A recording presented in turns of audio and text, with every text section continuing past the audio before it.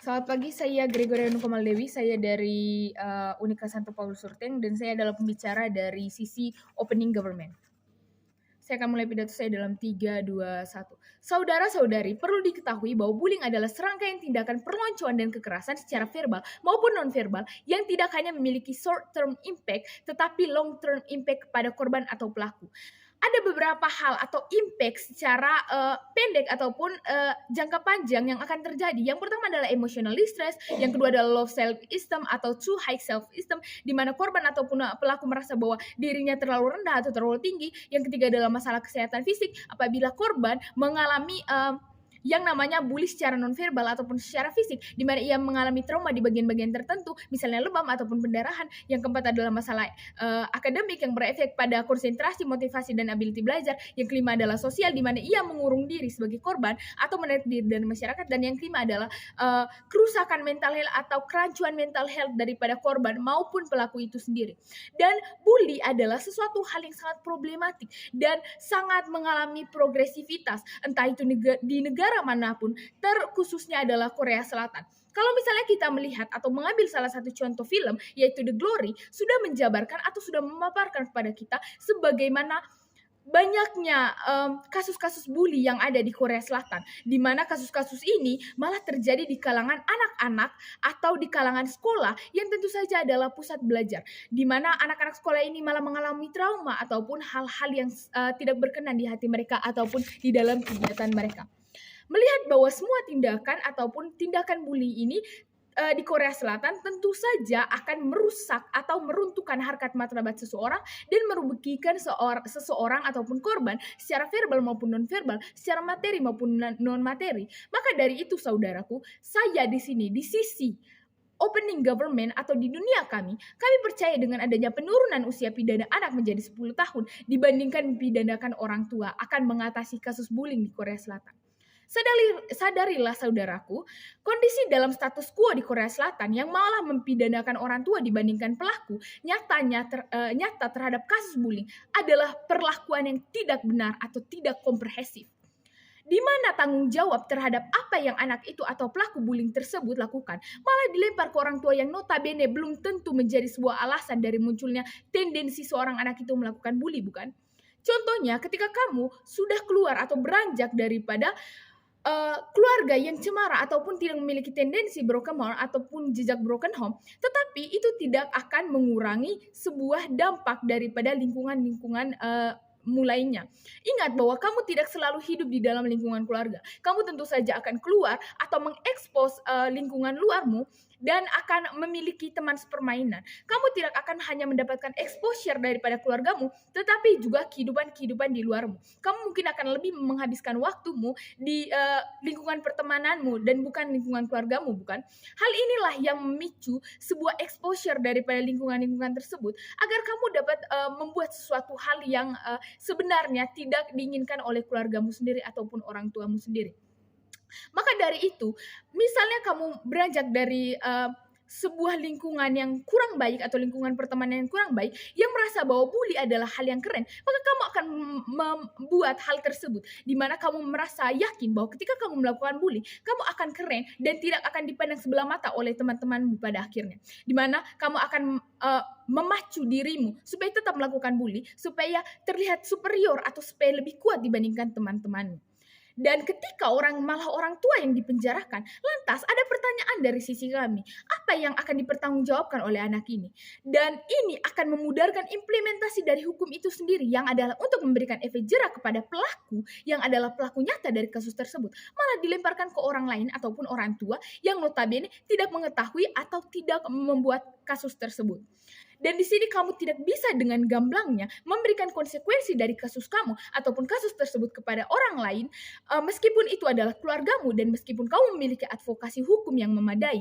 Ini tidaklah logis ketika kamu memberatkan orang lain dan kamu tidak merasa terancam, dan tentu saja kamu akan melakukan hal yang sama pada akhirnya. Mengapa hal demikian kami tekankan?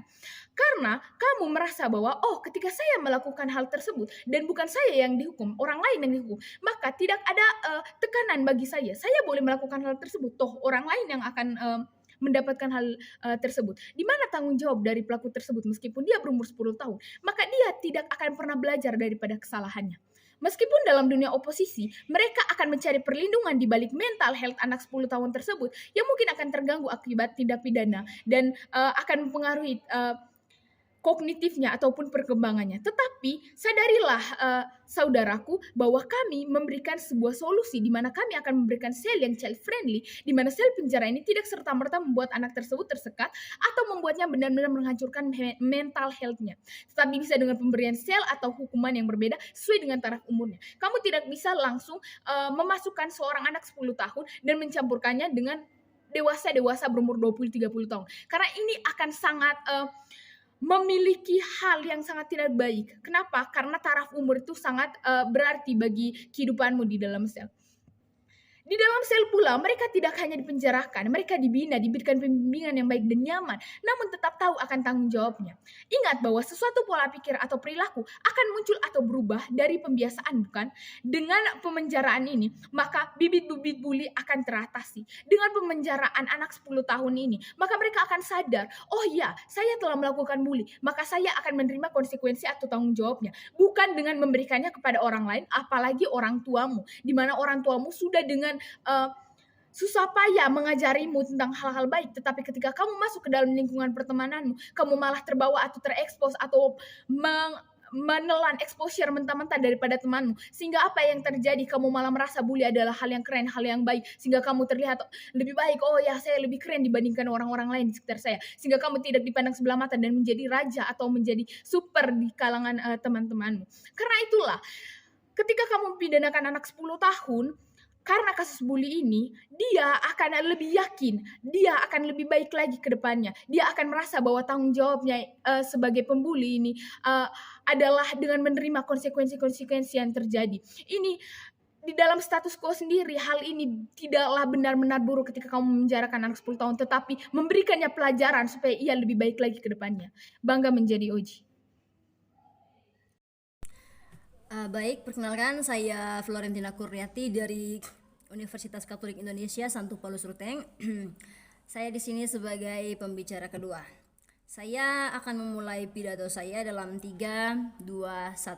Dewan juri yang terhormat, perlu diketahui bahwa anak usia 10 tahun adalah anak yang masih dalam proses belajar. Anak di usia ini masih belum memahami betul mana yang baik dan mana yang buruk. Dalam hal ini kami perlu menekankan kepada Oji yang mengatakan bahwa pidana kepada anak 10 tahun itu adalah hal yang efektif. Kami akan menekankan bahwa ini malah akan merusak sang anak dalam perkembangannya yang notabene adalah dalam usianya yang notabene adalah usia yang masih harus belajar, dan anak ini diberikan pidana, ini akan sangat merusak sang anak, merusak perkembangannya untuk saat ini dan juga merusak perkembangannya di masa yang akan datang. Mengapa menurut kami di sini pidana kepada anak itu akan sangat-sangat merusak banyak sekali hal bagi sang anak. Yang pertama, dari sisi psikologi atau dari sisi kesehatan mentalnya, sang anak akan sangat-sangat merasa bahwa hal ini adalah suatu hal yang mengancam masa depannya dia, dan dia akan terintimidasi atau dia akan merasa bahwa dia adalah anak yang paling buruk di dunia ini, dan hal ini akan sangat-sangat berpengaruh bagi perkembangan dia. Dan hal ini juga akan sangat-sangat merusak mentalnya, karena toh anak ini akan diberi batasan dari kehidupan luar. Karena perlu diketahui bahwa pidana kepada anak itu juga merupakan suatu tindakan di mana dia diberi batasan untuk berinteraksi dengan orang lain, karena nanti hidupnya akan karena nanti dia akan hidup di sel dan dia akan diberi batasan kehidupan dengan orang lain. Dari sisi sosial, sang anak akan sangat merasa dijauhi oleh orang lain. Dan yang kedua, ketika nanti pun masa hukumannya berakhir, sang anak akan mendapatkan judge atau anak ini akan dijudge sebagai seorang yang memiliki kejahatan yang besar oleh teman-temannya ataupun lingkungan sosialnya, karena tindakan pidana tersebut sudah memberikan label kepadanya bahwa dia adalah seorang anak yang jahat. Yang kedua, kami kami juga akan menanggapi argumen dari Oji yang mengatakan bahwa orang tua tidak perlu menanggung apa yang anak lakukan. Di sisi kami akan sangat-sangat menyetujui jika orang tua mengambil alih hukumannya sang anak. Kenapa kami sangat menyetujui hal ini? Karena toh orang tua adalah guru pertama bagi sang anak atau lingkungan sekolah pertama bagi sang anak. Jadi ketika orang tua gagal memberikan pelajaran yang baik kepada sang anak dan sang anak dengan leluasanya melakukan hal-hal yang atau tindakan yang tidak baik di luar sana, itu adalah cerminan dari bagaimana orang tua tidak mendidik sang anak. Dan di sini orang tua ketika diberikan pidana atau ketika pidana sang anak diberikan kepada orang tua, hal ini akan sangat membantu mereka untuk sadar bahwa mereka memiliki tanggung jawab yang besar atau mereka itu sebenarnya adalah guru yang pertama bagi sang anak tersebut. Dan ketika nanti orang tuanya sudah sadar, orang tua juga akan lebih memberikan pelajaran kepada sang anak tersebut. Lalu masuk dalam argumentasi kami mengenai mengapa sang anak ini seharusnya tidak boleh diberikan pidana di usianya 10 tahun, di usia di mana dia masih harus belajar. Mengapa menurut kami hal ini akan sangat merusak dia?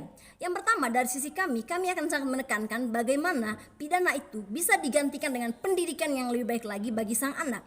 Ingat bahwa pendidikan yang baik akan merubah sang anak, dan ketika pendidikannya ditingkatkan maka sang anak juga akan lebih berpikir dengan baik dan juga kualitas dirinya akan semakin meningkat. Dan ketika sang anak diberikan pendidikan yang maksimal baik di lingkungan keluarga, di lingkungan sekolah, maka pembulian yang ia lakukan atau hal-hal semacam itu akan anak ini akan lebih merasa untuk tidak melakukan hal tersebut, atau anak ini akan lebih menjauhi hal tersebut karena toh dia tahu bahwa hal ini tidak baik. Jadi yang pertama menurut kami, daripada diberi pidana, anak ini seharusnya diberikan pendidikan yang baik mengenai bulian tersebut, mengenai bahwa hal ini adalah hal yang buruk untuk dilakukan dan hal ini seharusnya tidak boleh dilakukan. Yang kedua, Dewan Juri yang terhormat, kami akan berkontribusi pada rehabilitasi. Menurut kami, rehabilitasi bagi anak yang melakukan tindakan bully kepada sesamanya adalah suatu hal yang sangat-sangatlah efektif. Dalam hal ini, direhabilitasi, anak ini akan lebih cenderung untuk diberi peningkatan kualitas hidup yang baik. Karena toh di tempat ini sang anak akan diberi pelajaran yang baik, dan sang anak juga akan merasa bahwa dirinya diberi kesempatan untuk disempurnakan atau diperbaiki lagi. Dibandingkan dengan pidana, rehabilitasi adalah suatu hal yang sebenarnya sangat-sangatlah efektif bagi sang anak, karena toh nanti di sini di tempat ini dia akan dipulihkan, baik itu secara kesehatan, baik itu secara psikologi maupun dari segi kesempurnaan hidupnya. Di sini dia akan lebih disempurnakan lagi. Yang ketiga, menurut kami ketika anak diberikan pidana, anak ini malah akan melihat dirinya sendiri sebagai sosok yang tidak seharusnya hidup lagi. Maksud kami di sini, anak lebih cenderung menganggap dirinya bahwa dia adalah orang yang paling jahat di dunia ketika dia diberi pidana, karena pidana tersebut hanya akan melukai dirinya sendiri dan bukan meningkatkan kualitas hidupnya. Sementara dari sisi kami, pendidikan dan rehabilitasi itu adalah dua hal yang sangat-sangatlah mampu untuk meningkatkan kualitas hidup sang anak dibandingkan jika dia diberikan pidana seperti yang Sisi Oji katakan. Hal ini akan sangatlah berpengaruh pada kualitas hidupnya, karena toh nanti melalui pendidikan dan rehabilitasi itu sang anak akan lebih lagi meningkatkan kualitas hidupnya, dan orang-orang juga seperti orang tua, guru ataupun siapapun yang akan membantu dia akan lebih berkontribusi, akan lebih membantu sang anak tersebut untuk lebih berkualitas dan untuk lebih hidup lebih baik lagi.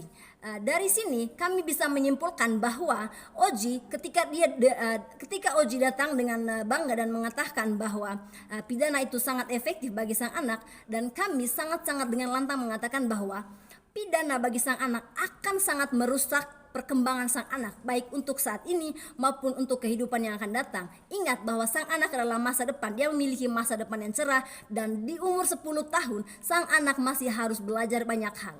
Bangga menjadi OO.